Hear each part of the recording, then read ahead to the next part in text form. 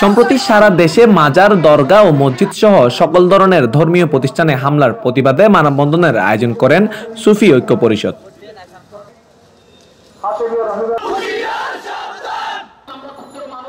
সোমবার 12 আগস্ট বিকালে নগরীর জামাল খান প্রেস ক্লাব চত্বরে মানববন্ধন কর্মসূচি পালন করা হয়।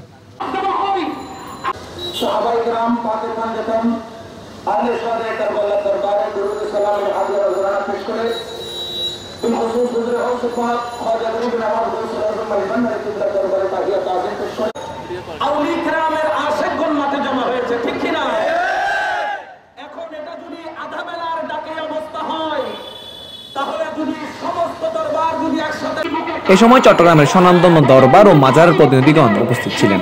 মানববন্ধনে সুফি ঐক্য পরিষদের পক্ষ থেকে 5 সদস্য বিশিষ্ট সমন্বয় গঠন করা হয় এবং অন্তর্বর্তীকালীন সরকারের কাছে 4 দফা দাবি উপস্থাপন করেন সমন্বয়করা।